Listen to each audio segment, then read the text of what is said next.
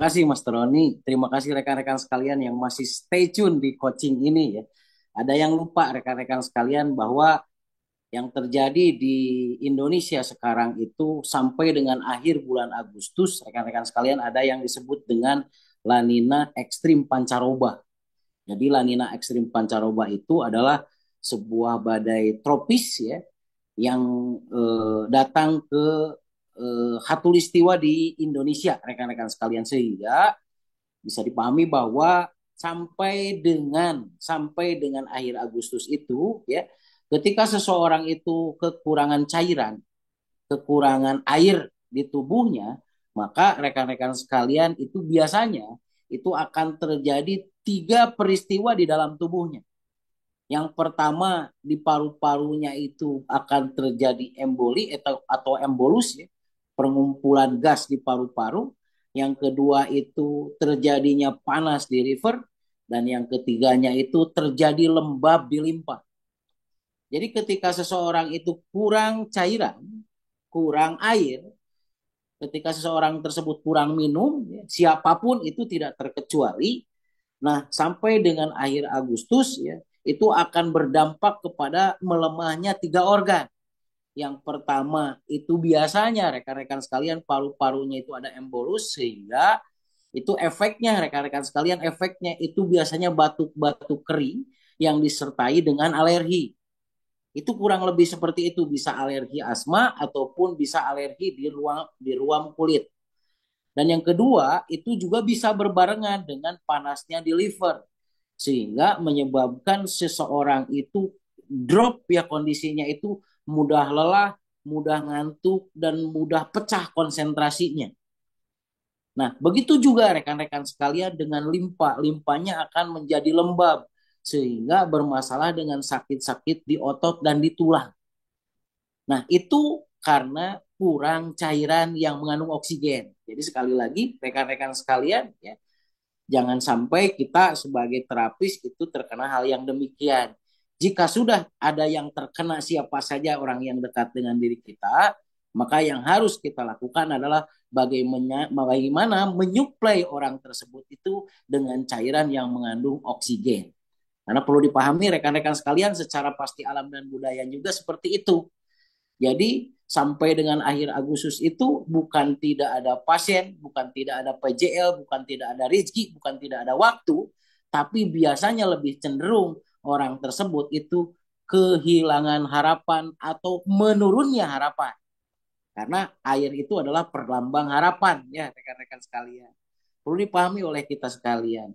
Bagaimana bahwa setiap individu apa yang harus dilakukan dengan harapan, maka yang harus dilakukan adalah perkuat harapan tersebut dengan orang-orang terdekat kita, dengan orang-orang yang kita percayai, mentor kita, follower kita, ataupun booster kita. Perlu dipahami oleh kita sekalian juga bahwa kita tidak bermasalah dengan siapapun.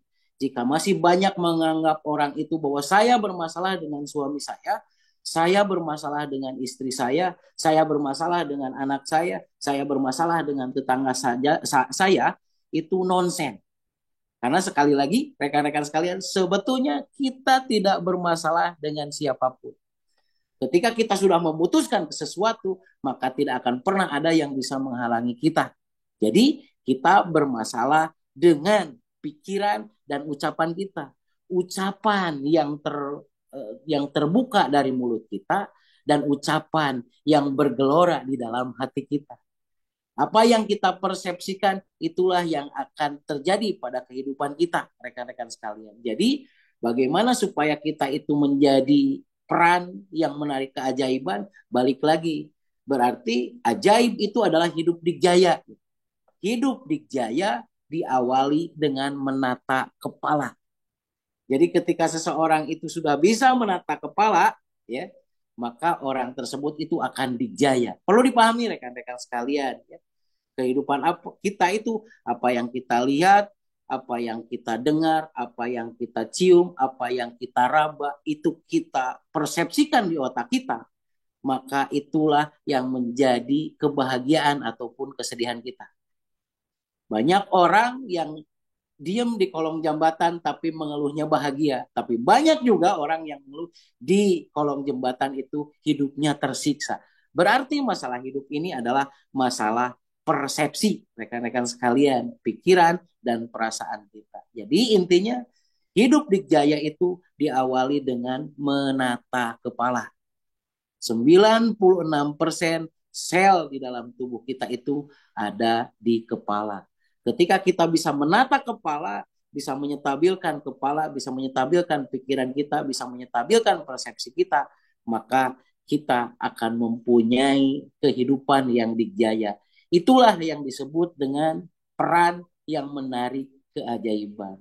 Mulai dengan bahagia, berucap dengan bahagia, membuat bahagia, maka kita akan menjadi magnet bahagia dimanapun, kapanpun, dengan siapapun.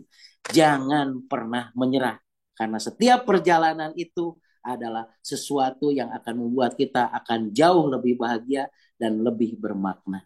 Oke, sekali lagi rekan-rekan sekalian, jangan pernah menyerah, karena menyerah itu kalah, karena menyerah akan kehilangan arah, karena menyerah adalah penghancur semua ibadah. Jadi sekali lagi, never give up. Jangan pernah menyerah. Karena menyerah adalah penghancur semua ibadah. Jangan sampai kita menjadi orang-orang yang menghancurkan ibadah kita. Jadi, tidak ada pilihan lain selain daripada kita maju terus, pantang mundur. Oke, baik. Terima kasih rekan-rekan sekalian yang telah mengikuti coaching dari awal hingga akhir. Semoga rekan-rekan sekalian selalu disehatkan, selalu diberkahkan, selalu disampaikan pada setiap impian dan cita-cita rekan-rekan sekalian, sehingga rekan-rekan sekalian menjadi hidup pas hayang, pas ayak, pas butuh, pas nyampak. Itulah rekan-rekan sekalian. Sekali lagi terima kasih. Wassalamualaikum warahmatullahi wabarakatuh.